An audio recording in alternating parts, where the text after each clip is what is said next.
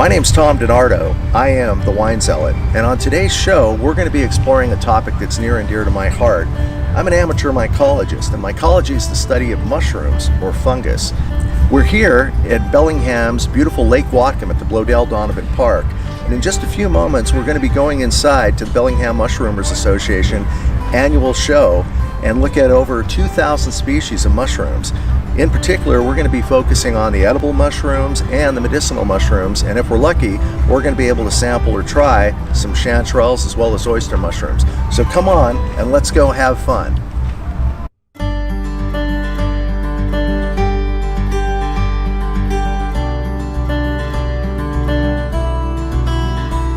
So ladies and gentlemen, it's my pleasure to introduce Ms. Vincent Junius, who is the co-chair of the Northwest Mushroomers Association. Hi Vincent, how are you doing today? Hi Tom, thank you for interviewing me. Well, hey, it's my pleasure. We couldn't have had the show this year without Vincent. So let me ask you, how long has the club been around? We started the club in 1989, the summer of, and the first members of the club, and there were like less than 10 of us. You were one, right? I was one of them, Buck was one of them, Fred was one of them. And 29 years. Yes, 29 years.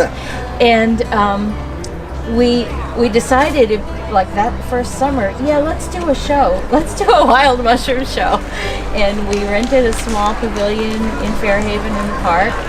And we pulled it off with a little bit of volunteering from a few people. And you know, what I love about this club is that I have made so many lifelong friends through my passion for going out mushrooming, for going out hiking, for collecting, for learning what's what out there, learning the good, the bad, the edible and the not so edible. So in the club itself, since you were one of the original founding members, what is it that you think the club does best? Like, can you talk a little bit about the classes or the offerings? Well, yeah, that is one of the things we do best. The club has grown because more and more people are interested, as you can see behind us, in learning about mushrooms.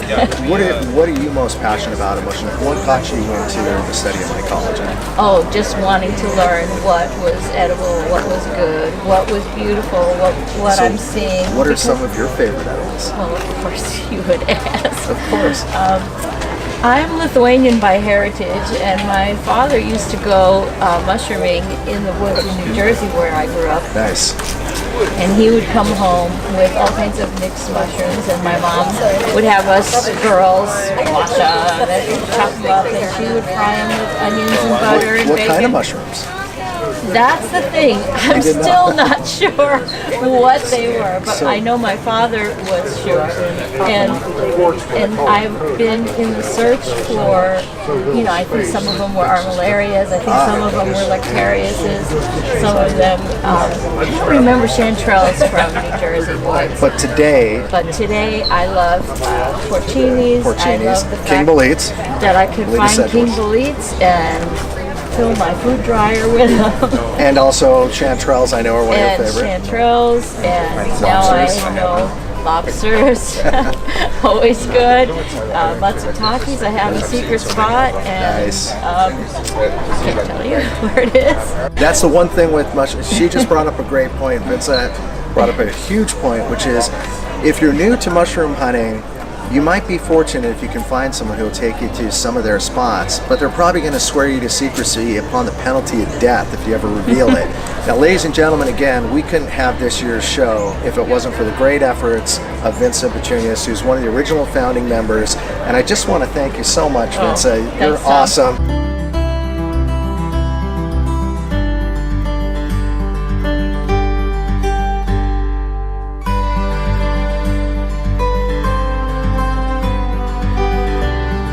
Ladies and gentlemen, we're here with one of my good friends and one of the club founders, Buck McAdoo.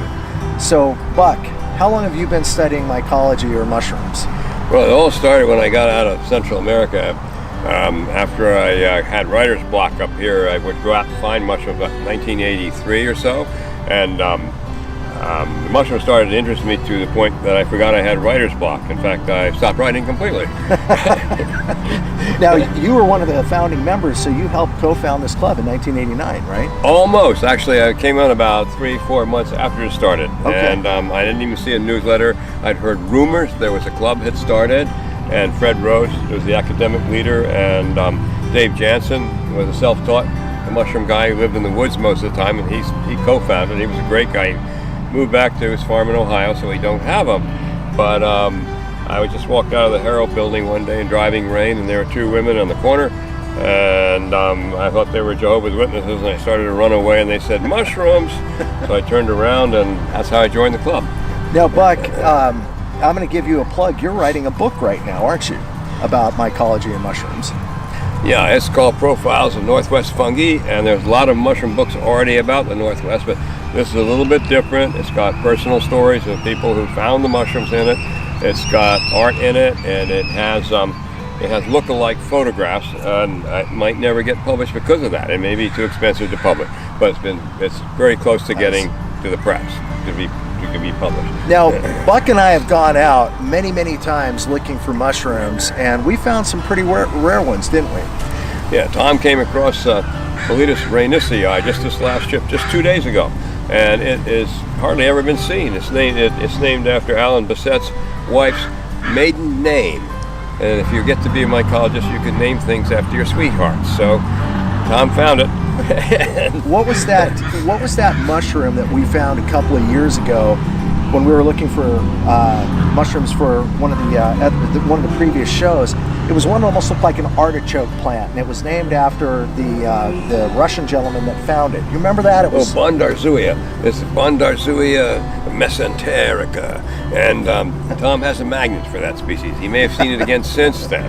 And it's a big, fleshy polypore, but I don't think it's edible, but it's very impressive to look at. And what I like best is that Buck has now given me an appreciation for a guy who started out initially just looking for edibles. Buck could just look at pretty much any mushroom on the ground and say, that one's edible, try it. And because of the decades that he's had, this is the kind of expert that, again, just to stress safety, if you're going to eat a mushroom, make sure you have an expert who can 100% identify it. And again, any expert will tell you, always start out with a small bite, wait several hours to see if you have a reaction, and if everything is clear, then eat it, go ahead the next day and prepare it with your favorite dish. So talking about favorite dishes, I have to ask you, what is your favorite edible mushroom? The Prince, by far. It's so rich that you almost choke on it. My computer guy, who doesn't know mushrooms very well, who fixes all my computer problems, he's from Australia. He invited me to dinner, and I brought the Prince over, and I cooked it right in his house with butter, and I took one bite and broke into tears. He broke into tears, a fully grown man. I said, what's wrong? And he said, I can't believe I've missed not eating this for 50 years. It's all right. It's access Bellingham. That's right. It's the best mushroom. Yeah. You have to agree. Now, we went out a couple of days ago, didn't we? And we went up to the very crest of the Cascades. Yeah. And how many species did we collect for the show? I don't know, we probably did better than anybody else, and it was surprising because we got there, it was below 30 degrees, and the mushrooms were snapping off in my fingertips because they were frozen. You pick the mushroom and the stem would make a broken glass sound when you picked it. It was that cold. And Tom was a little bit ahead of me in the trail, and you never know, you never lose Tom because he always lets you know exactly where he is. You can't lose him. Jack Waits had accompanied us, the club vice president, and what we like about Buck is that Buck always brings a camera, and if he finds something, he's going to stop and photograph it. So we got to a point where Buck just says, go ahead of us, and we went up and we ended up getting a hawk's wing, right? That's or right. a Nellum, which Buck and I found about 3 or 4 years ago as well. Yeah. But what sort of a final question, Buck, what has you most passionate about mycology? What is the message that you want to communicate, and through the book that you're about to publish, what's the message you want to get out there to the public? Adventure, sheer adventure. It's just something that God created in nature, a bunch of mushrooms, but wherever you go, you can have an adventure. And every time you step out that door, something new is going to be maybe facing you, maybe even in your own front yard. And if you go to another country, it's just really wild. And the mushrooms are all different, and that's really exciting. What countries have you been to looking for mushrooms? Because you're one of the only guys in the club that I know of who's traveled the world looking for mushrooms. What countries have you visited? Just Tibet, Colombia, let's see, Switzerland, Scotland, France. And you're leaving in about, what, a week and a half for another trip? No, just another week, going to Spain. Going to Spain for mushrooms. Spain. Yeah, Spain is cool. Flamenco, white wine, Manchego, roadkill. They match mushrooms with roadkills. I'm going to the West Virginia of Spain, where they match mushrooms with roadkill. So if you find a russula, you got to have a dead squirrel. It's different. It's different over there. So now let me ask you something also, because you mentioned adventure.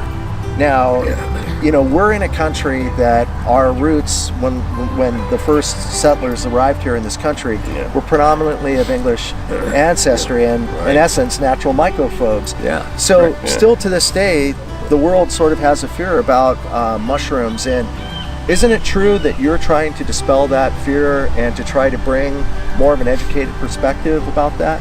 Well, I'm not really an educator per se, like Fred Rhodes is, but yeah, whatever you discover, you try to showcase what you know here at the show. And that's why this is so important, because what you've learned over the past year, you might be able to get a mushroom identified that you couldn't identify the year before. So that's a little bit helpful. We got 2 or 3 of those this year. Sometimes we get as many as 5 or 6. But it's always helpful to increase knowledge by knowing the name of a mushroom you didn't know the year before. And that helps.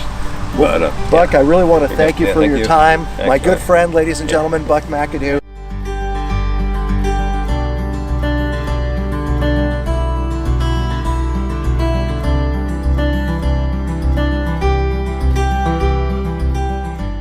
Fred Rhodes, Dr. Rhodes, was a professor of in the biology department at Western Washington University, and I just know him as an expert mycologist. But your specialty was in what? Well, field? mycology is, I suppose, what I'm trained as, a mycologist, with an interest in lichens, which is somewhat unusual for mycologists. But my major professor had an interest in lichens, and so that was that. And otherwise, I was hired as the cryptogamic botanist at Western. And you're going to have to define that for the viewers, because I don't know. Cryptogamic botany are all the little plants and plant-like organisms, even seaweeds would count, that produce spores instead of seeds or reproduce other ways. And so, Fred, what got you into mycology? I mean, everyone has a story in this club, and for a lot of us, and I know I've been one of those people that was into edibles, but now I'm kind of seeing the greater picture of the relationship that mushrooms and fungi have with feeding the forest and the planet. And so, since you're obviously one of the most educated members of the club, what was it, the passion, if you will? Well, I think if you talk to pretty much anybody in mycology, there are a few that come from very young age being mycologists, but most of us had a good teacher back when we were an undergraduate, maybe even in high school. But it was, I had a teacher at Swarthmore, where I went to undergrad school back near Philadelphia, and he was a mycologist. He happened to be the botanist there. So he was teaching plants mostly, but he did teach a course in mycology, and I took it. Now, what's really special and unique about the Northwest Mushrooms Association is that we have members like Fred who are academics, and Fred also teaches our mushroom identification class, which I have to painfully state in front of Fred and admit that I've taken 4 times. And when he reminds me, I say, next year you're going to help teach. And it's truly amazing and enlightening, and because he is such an amazing expert, and to have a resource like this in the club is really,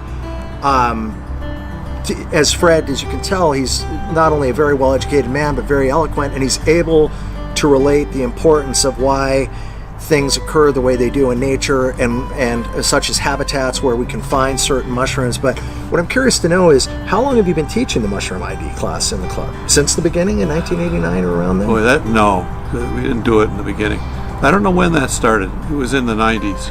And did you design the course? I certainly helped teach it right from the very beginning. What's your favorite mushroom to eat? I guess I have to say chanterelles. Chanterelles. Yeah, any particular way you cook them? Saute them in butter. make a roux, Oh yeah. add chicken broth, sherry, Oh, sounds and good. nutmeg, Oh wow, that sounds really good. and use it on chicken. So it's sort of a Yeah. gravy. Yeah, so my dish this evening is a vague semblance of that, but it's not really the same at all. Nice. Something like that. I think most people watching this, really like myself, probably have no understanding about the importance of what mushrooms do for the flora and the fauna that surround them. So I was just wondering if in closing you could share some thoughts on that. Yeah, because- moderate it a bit.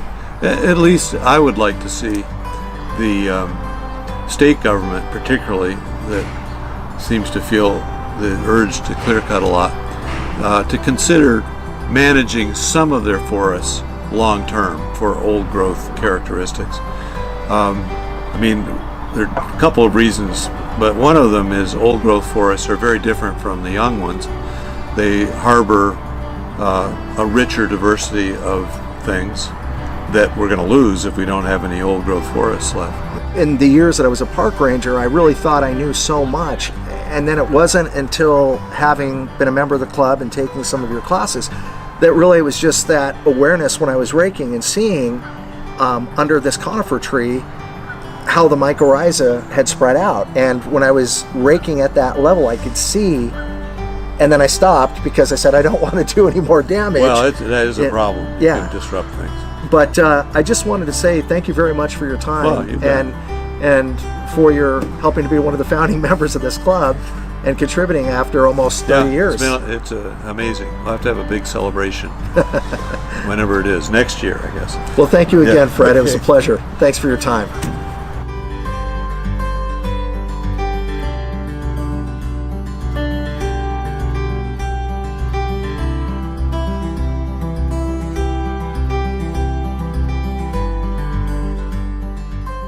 Jack, how long have you been involved with the Northwest Mushroom Association? Well, of course, being interested in mushrooms and knowing that there was a lot of mushrooms present in this part of the country, I went to the community food co-op on the second day that my wife and I moved here, and I What asked. year was that? It would have been 2001, and I About asked. 17 years. Yeah, Wow. this is my 18th season here. And so I asked the person that was at the register of the food co-op, I said, I'm a wild mushroom forager, and I wonder if there's anyone here that knows anything about area hunting or has any knowledge. And she said, funny you should ask. There's a guy that works here in the wine area. His name is Tim Johnson, and he's the treasurer of this group called the Northwest Mushroomers Association. So I wasn't even here a week, and I fell in with this group. So again, great fortune for me, and it's been a great experience the entire time. We're fortunate as can be in our area here that we have a couple of the best field mycologists of their generation in Dr. Rhodes and Buck McAdoo, and I immediately fell in with these two gentlemen, and my learning curve has just really been expanded after that. So anyway. Now, Jack has mentioned a couple of mushrooms. He mentioned the king bolete, which grows rampantly up here at the higher elevations or down south at some of the lower elevations. Now, when you were in Germany, they give the king bolete a different name. They call that Steinpilz, correct? Steinpilz, yep. Steinpilz. And the Italians call it porcinis. And so the Germans, the Italians, the Americans, we love king boletes. Let me ask you, so you're obviously passionate about mushroom hunting. Yes. What do you like best? Because I know, like me, you like to cook, and we both cook really well. Is it the cooking or is it the hunt itself? Well, I'd say it's both. I really get a thrill out of going on the hunt and foraging. I like everything about it. I have a sense of just a calm kind of a spirituality about being out and amongst the forests and the alpines of this area, and it kind of gives me a lot of power. I feel like I'm 30 when I'm out there looking for things, and then of course after we get back to the car from the hunt, then I immediately start to think about how I'm going to prepare a lot of these things, the ones that are going to be used for the table, and of course I love to do that. Now, I know that you and I have traveled quite some distance, but I know you're a real road warrior. So it's not uncommon for you, since we're here in Western Washington, you go to the east side quite often, don't you? Yes, I like to try to get to Eastern Washington at least twice in the spring and twice in the fall, depending upon how good the mushrooms are, sometimes more. What have you found? Like, what'd you find in the spring? Well, in the spring, here's the thing. There's two completely different forest habitats that are divided by the Cascades. We have the temperate rainforest on the west side, and there's more of a arid, just a temperate coniferous conglomerate of forest on the east side, and the habitats are vastly different. So there's a whole host of different mushrooms to be found on the east side of Washington than there is here. And as it turns out, the state of Washington is the only place in the northern hemisphere where there's two different crops of porcinis each year. There's a spring and a fall. It doesn't occur anywhere else in the northern hemisphere. So, how long have you been studying mycology or mushrooms? Well, while I was in Europe, I was stationed in Germany and met my wife there. And her father one day said, "Get your coat." I said, "Where are we going?" And he said, "We're going out looking for wild mushrooms." And I said, "Oh, that's interesting." And my next question was, "Is there a tavern nearby?" And he said, "Yeah, we'll definitely have a beer afterwards." And so we went to a little place up the hill from where they lived in the woods there. What year was that? And that would have been 1988. So we're talking quite a while ago. 30 years. 30 years. This is my 30th year in this. And we were looking for a particular kind of mushroom, which was a little small bolete, which is here on the East Coast, Xerocamelus batius. And he bent over after a short period of time and he said, "These are the kind of mushrooms we're looking for." And he showed them to me, and I was walking around back there, and he was stooping and picking mushrooms, and I hadn't found a single mushroom at that time. And I asked him, I said, "Wolfgang, what's beyond this thicket right here?" And he said, "I don't know, I've never gone past there." So I kind of squeezed my way into these little fir trees, and there was a little draw at the other side of that, and it was filled with these mushrooms. So I was in there for 10 minutes and came back with an entire basket of these things, and I knew that I had a feel for this. And we were going back to the car, and this was the real hook for me in mushrooms. Where we had parked, there was a big fat king bolete in the bar ditch, and he got all excited about it. He says, "Oh, we're gonna have Maria clean these mushrooms, and you and I will cut this up and eat it separately." And so he just kind of slapped this mushroom up and put it in some butter in a pan and added a little salt and pepper, and he says, "Try this." And I took a bite of that and I said, "Wow, that's got to be the nicest thing I've ever had in my mouth." And so I've been on the mushroom trail ever since.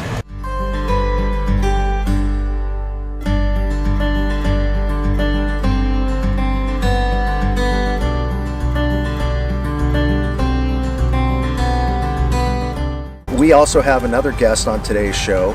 We're going to be interviewing Mr. Richard Mullet, who's a good friend of mine and a fellow Italian, so you can't fault us. And Richard and I have known each other for several years. We used to actually do all the cooking here at the Mushroom Show and prepare the chanterelle mushrooms on sourdough rounds and oysters. But Richard Mullet is actually a board member of the Northwest Mushroomers Association. How long have you been on the board, Richard, or involved with the club? I've been on the board about 4 years now. How long have you been involved in the club?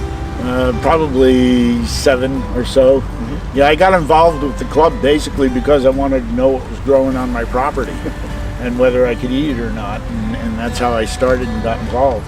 Now, Richard is one of the co-chairs for this year's show, so that makes his role a little more special because he's been working extra hard and getting this show prepared for a number of months now. So what do you like best about mycology or the study of mushrooms? Is it the hunt or is it the mangiare as Italians say? It's the eating, the mangiare, and being able to identify them and just, get other people interested in them. What's your favorite mushroom? Oh God, that's pretty tough. I have to say shaggy parasols and shaggy manes are in close competition with each other. I've been eating shaggy parasols now for 2 weeks and I have my secret spots, as everybody else does. But what's unique about this show, I think, is the 28th or 29th annual show here in Bellingham for the club. So the club's been around a long time. We have a member who's 91, Margaret, and she's been studying mushrooms since before they had mushroom books. Okay, and so the publisher, the writing and publishing of mushroom books is kind of mid-80s or so, or it's kind of almost a recent kind of an evolution, if you will. So we've been really fortunate today because we've had two of the senior members of the club who've been involved with the club from pretty much the beginning, Jack Rhodes, Richard Mullet. And so I have to ask you, so on the shaggy mains, are you finding those on your property and around your property, or are you traveling to go get them? No, I'm finding them on the back 40. Nice. Yeah, and I'm finding them across the street, and I'm finding them in one of the state parks. And Cool. So it's I just collect. If I have to go to the state park, I collect when nobody else is there. Have you another favorite mushroom that you like to eat, or? Usually whatever Jack cooks. So let me ask you this then: for the mushrooms that you pick and that you cook, what's your favorite dish? You use them in pastas or with meats? Well, I'll use the shaggy parasols and the shaggy mains. I'll start off with breakfast, scrambled eggs and, Nice. and mushrooms. And then probably in the evening, I'll be an Italian, I like to do mushrooms and pasta. Nice. What's Yeah. your favorite pasta? It's all good. It's all good. It's all good. Oh, okay, now I have to ask here. So do you like wine, a little vino with the... Oh, absolutely. But what's your red or white? It's red. But I have to tell you, you've Is that got to what be we- careful. Oh, yeah, Because, right. there's a mushroom called the inky cap, Right. which is very similar to the shaggy mane. But if you drink alcohol 12 hours It acts before like or antidotes. 12 hours after, you're not going to have a very comfortable experience. So Richard brings up a really good point about safety, which I think we need to stress, which is whenever you're going out looking for wild mushrooms, some safety tips to keep in mind are: number one, never go out alone. Number two, always let someone know where you are. And if you're in a Forest Service area or wilderness area, check in with the ranger station, sign the log, let them know when you're going in and when you anticipate coming out. And when it comes to eating mushrooms, do not eat any mushroom that you're not 100% sure of, or that you've cleared with an expert who clearly knows what they're doing. And as Richard said, to his point, you want to also make sure that if you're going to eat a mushroom, as he said, take a couple of bites first, then wait. He said a half hour. Some will even say several hours to 24 hours before you prepare the rest of it. And especially with the mushroom that Richard's talking about, the shaggy parasol, 20% of the population is known to get ill after eating that. So that's one there again where it's always best to consult with an expert who knows. So back to your passion. So you've been involved with the club for 7 years. 7 8 years, yeah. and you've been looking officially for probably 25 years or more. Unofficially. Unofficially Yeah. for 25 years. I lived in Idaho for a long time and had mushrooms growing on my property there and in the woods. A lot of people don't realize it, but the Pacific Northwest has the greatest variety of species in the world. And due to the humidity and also the varying elevations. So some mushrooms grow at sea level and you may not find them at the 3,000 or 4,000 foot level. So it all depends on what you're looking for. Well, I really want to thank you for your time, Sure. Richard, and your hard work for this year's show. It's a Oh, great show my so pleasure. far, and we thank you again. Thanks a Yeah. lot, Paisano.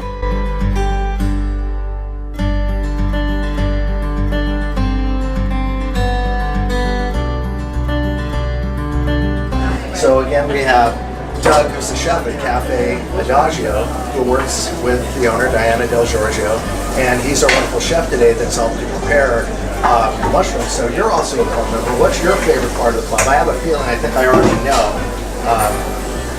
For me personally, it's really just this experience that we get to have with the members here, seeing all the different mushrooms that have been foraged right out of the wild, and the services that they provide, the identification is really, you can't beat it. I mean, you can buy the book, but unless you understand how to really go through and classify the mushrooms, you're going to be kind of lost until you come to this show, experience what we have to offer here, try a little bit of the mushrooms, and just come on down. It's a really great experience that we're having here, and I highly recommend it for families.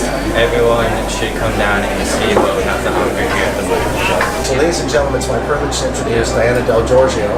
Her restaurant here in Bellingham is Cafe Adagio, and she provides the services for cooking up the chanterelle, shiitake, oysters, and bear's head mushroom. And I'm going to sort of make a little segue here, because this job I used to do, but we needed to have someone with the appropriate licensing, etc. So Diana has been doing this for the last 3 years. So how long have, obviously 3 years, right? That you've been preparing the mushrooms. What do you like best about being a club member? Well, my kids absolutely love the whole experience. The kids are the ones that got me into it. And so it just gets them, exposure to learning about mycology, and so being immersed in it is a great way. And was it the edibles that drew you into the club because of your experience as a restaurateur? That drew me in, but my son was interested in Paul Stamets' research on cleaning up, oil spills using oyster mushrooms, and so he had an ecological interest in mycology, and we like to cook and eat, so that was kind of a natural segue into wild mushroom hunting. So tell me about this wonderful little tidbit that I'm about to enjoy. As you can see, ladies and gentlemen, I have a little piece of sourdough here with some wild mushroom that I believe is a chanterelle, correct? And so how did you prepare this? I'm going to take a bite here while you answer the question here. What did you use to prepare this chanterelle? Butter, garlic, we put a little bit of thyme, salt. We try to keep the flavors really simple to highlight the mushrooms, because we're showcasing different types of mushrooms, all cooked the same preparation method, and then taste the different flavors. This is terrific. She did an awesome job, ladies and gentlemen. Well, Diana, thank you again for giving us your time today and preparing these wonderful mushrooms. This is fantastic. Again, ladies and gentlemen, Diana Del Giorgio of Cafe Giorgio.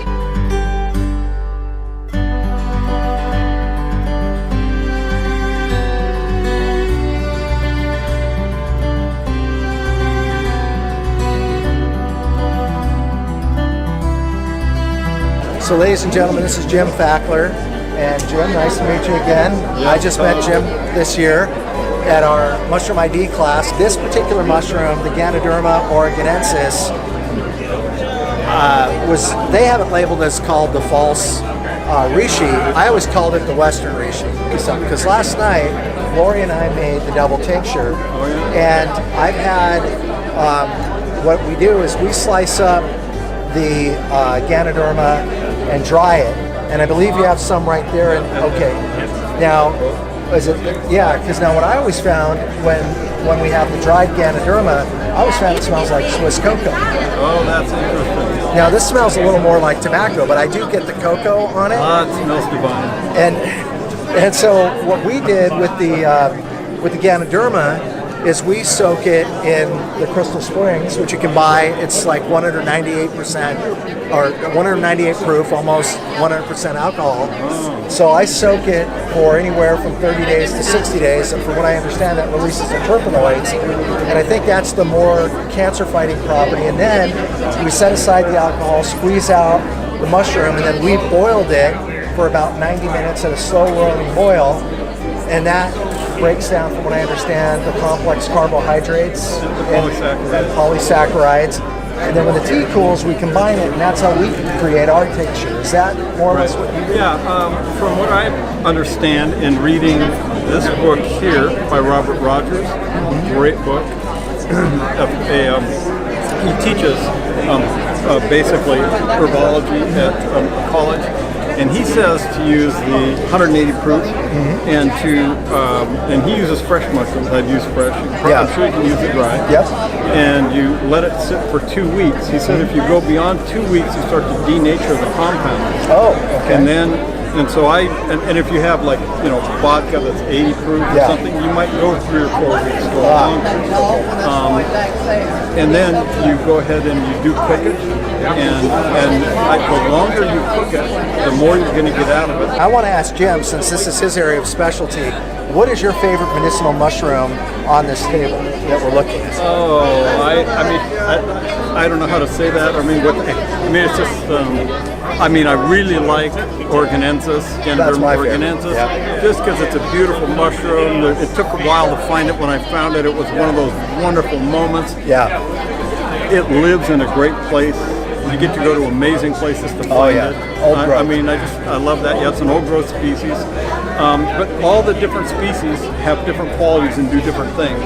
Now, is that Spiratus crispa or albiatus? This is the famous cauliflower mushroom. This is actually they've got it listed as Spiratus crispus. Okay. But I now know Spiratus crispus is the European form of Spiratus, and that on the West Coast it's called Spiratus radicata. The European form, Spiratus crispus, promotes collagen growth. So That's it's what really this good one's for skin. Okay. Sparaza stradicata, the work hasn't been done. We don't know what it is. Now, But it's in the same genus anyway. we have found, I know it's Hericium. I'm not familiar with the last part of the species name, the bear's head. What is that, Hericium? Albedes. Now, I've been informed recently that's good for brain maladies. Yeah, the work has really been done with Hericium erinaceus, which is lion's mane. And it reputedly grows here. I don't know enough to be able to say if it does or doesn't. Lion's mane is more found on the East Coast, as I understand it, and we find more of the bear's head or Hericium out here, which we found in the last couple of days, and it's prolific. Hericium does grow, or erinaceus, so lion's mane, does grow in California up into this area. Oh. So it is reported here. Okay. I just don't know how common it is. But it does promote neural cell growth, and it's been found to be effective in early onset dementia and Alzheimer's. Now, is this an example of a double tincture that you have made yourself? This is just 90 proof alcohol, 95% alcohol. With the Ganoderma? With the Ganoderma organendus. And I just like it and keep it on my desk. It looks cool. It's one of my pets. The medicinal mushrooms are some of my favorite, and that's what we've been really getting into. So I just want to say thank you for your time, Jim. Oh, It was a thank you, real Tom. pleasure because you know a lot more about the medicinal mushrooms than I do, and I just find it so fascinating. And the club's lucky to have a member like Jim who's really made this one of his passions, which is looking at the medicinal applications of mushrooms, which admittedly our pharma companies are still far behind. And this is one of the reasons why clubs like ours exist and why experts like Caleb Brown study some of the mushrooms like the hallucinogenic ones, because we're finally coming around in our society looking at the wonderful medicinal applications for mushrooms and the health benefits in general with edibles and medicinal mushrooms. Thanks a lot, Jim. You bet, Tom. I loved it.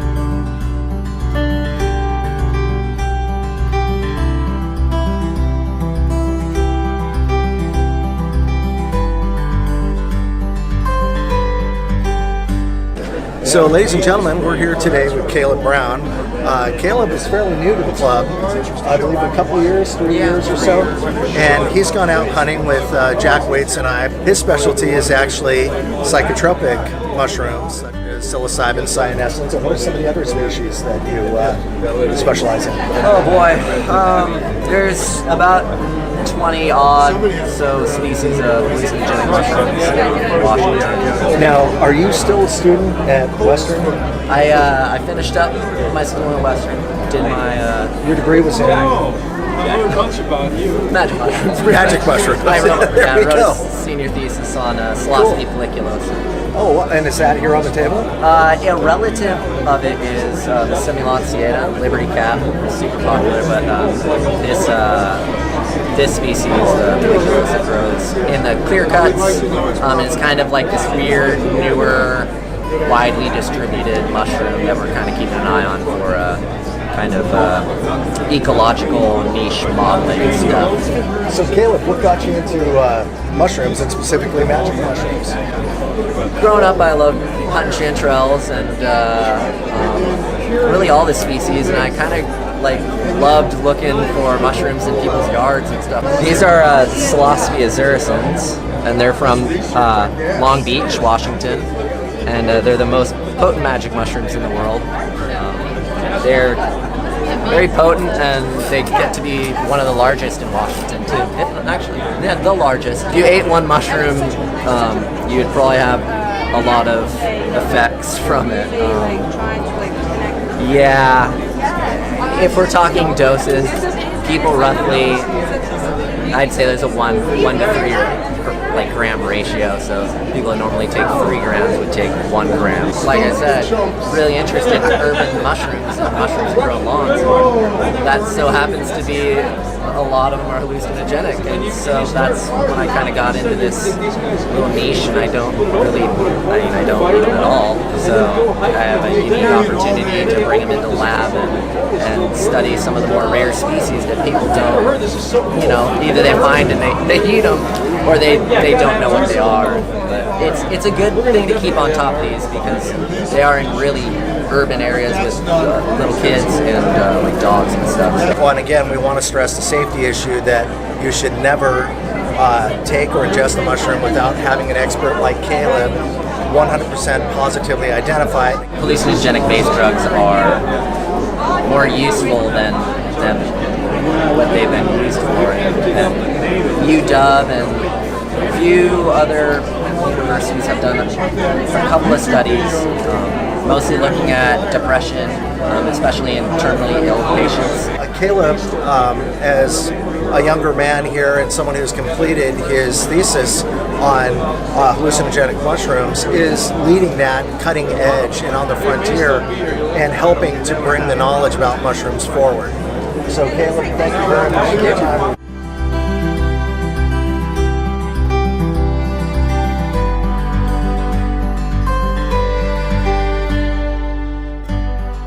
Today we're here with Garrett Bay with Cascadia Mushrooms. Now, Garrett's been with the company for a number of years, and what's really cool is that they're now the only company that I'm aware of in Whatcom County and perhaps in Northwest Washington that actually cultivates some of the mushrooms that we're really fond of, such as oysters, shiitake, and they also have a crew that goes out and harvests wild mushrooms, such as chanterelles and lobster mushrooms, which we talked about. So without any further ado, I'm going to ask Garrett Bay a few questions. And again, Garrett is with Cascadia Mushrooms. So Garrett, how long were you working for the company?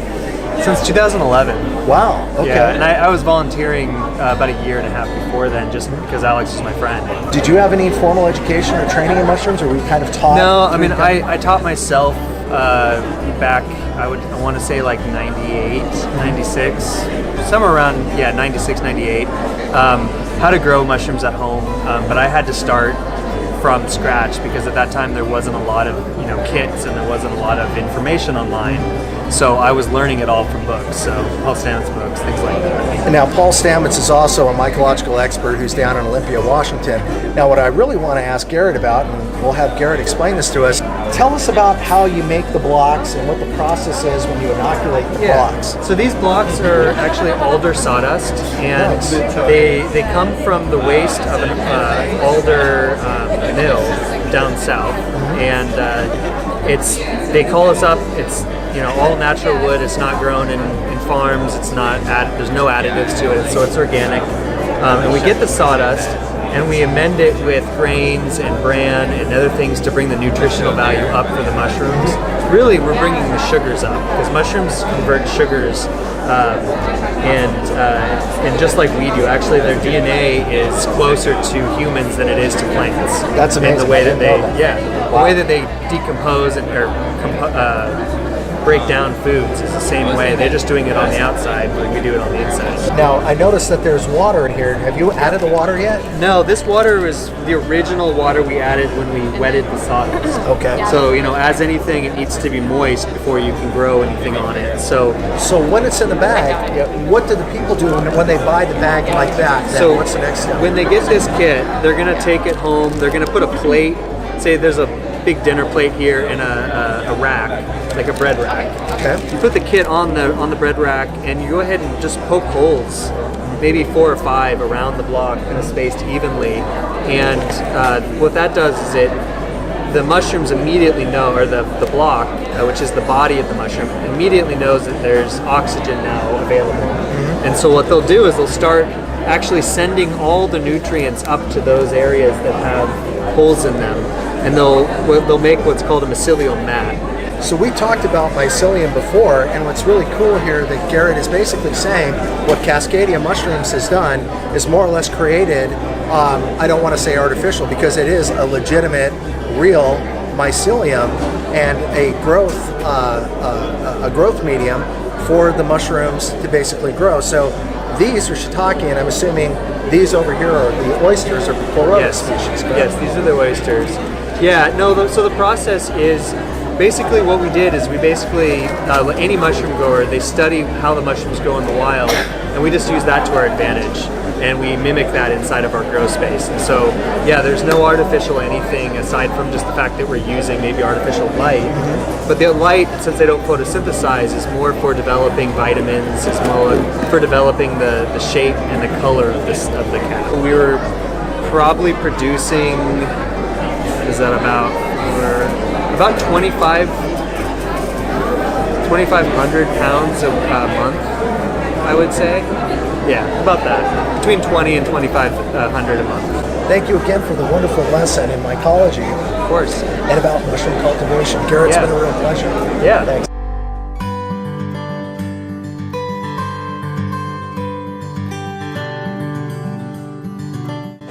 These right here, this is Rhodes, and these basically are oyster mushrooms, which grow off hemlock logs, etc., and are incredibly tasty. You can buy these in most high-end grocery stores. I believe are going to be angel wings that we have right here. These are going to be your oysters right here. And this particular mushroom, this is the Rusula xeropolina, or shrimp mushroom, and the giveaway on it is on the stipe. It's always going to have a rosacea or rose color, and unlike most of these Rusulas, if you were to bite into the Rusula, it would be very acrid and peppery.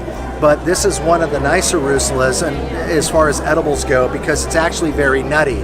It's not quite as almond-like as the Agaricus augusta or Prince Agaricus, but again, one of the better edibles that we have locally here in Washington State. Over here, we have the Lepiotas, and sort of back again to a point about safety. With the Lepiotas, or shaggy parasols, which we'll show you here in a moment, 20% of the population, these used to be Lepiota rhacoides, and now they're in the chlorophyllum species.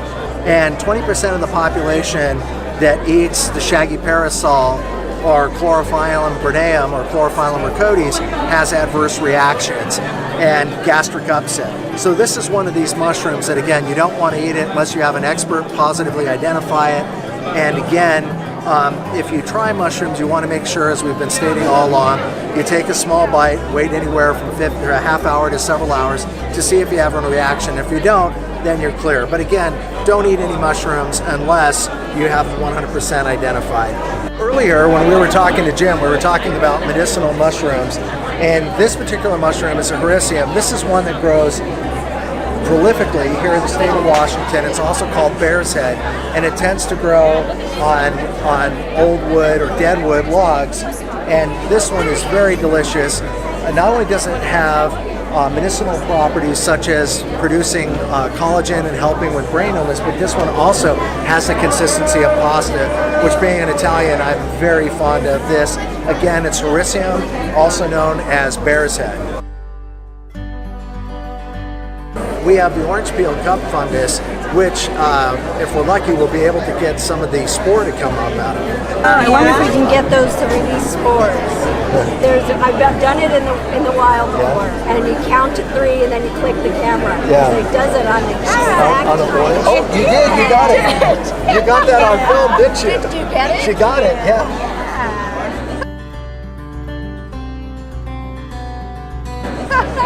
So what we have here is also some of my favorites, and there's one in particular that I find very interesting, and I'll have you do a close-up on this.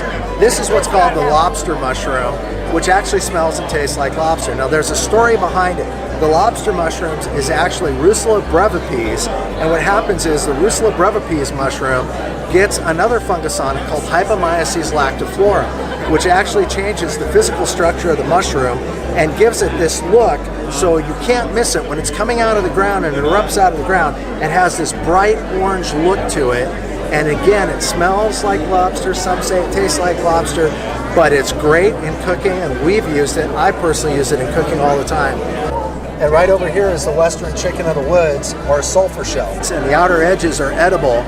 Now, I have a story about this because I went looking for this mushroom, and when we looked for it, we found it 100 yards off the road, but it took me over an hour to get about 100 feet, and I had to give up.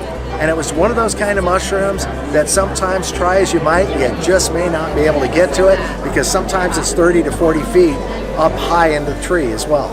Okay, so we have one of my favorite mushrooms here, which is called Clavaria delphis truncatus, or the club mushroom, which this particular mushroom tastes like smoky maple syrup and is fantastic with eggs, bacon, sausage. It's wonderful in omelets. And you only find this up in the higher elevations at the higher alpine altitudes. But truly, one of the nicer, most unique mushrooms and pleasurable mushrooms you'll ever take, because it's so sweet. So what we're about to look at here is the Bolete sedulus, or King Bolete. The Italians call them porcinis, the Germans call them Steinpils. These are prolific here in Washington State at higher elevation, but if you're in the southern part of the state, you'll find these growing along the coast, along the madrone forests. And now there are certain places here in Bellingham along the coast where you can get these as well, but they're a lot more rare. And the difference also with the porcini or King Bolete is that that's going to grow out of the ground, whereas this next mushroom that we're looking at, the Boletus mirabilis, or admirable bolete, is a wood dweller. So the difference again between the two, the King Bolete is what grows in a mycorrhizal habitat, whereas the Boletus mirabilis grows in a saprophytic environment, which means it has a parasitic or symbiotic relationship with its host. So right here we're in front of the Caprinus table, and I've tried a number of these species. They're really delicious, but there's one in particular called the Inky cap, which is in the Caprinus family. And if you like to drink, or you drink beer or wine, you don't want to eat that mushroom within 24 hours of having consumed alcohol, because there's an agent in it that acts like antabuse, and if you eat it after you've drunk, you will become very sick and vomit. But that's why you don't want to drink or have alcohol with this particular species. But the other species of Caprinus you can eat with impunity and you won't suffer any ill effects.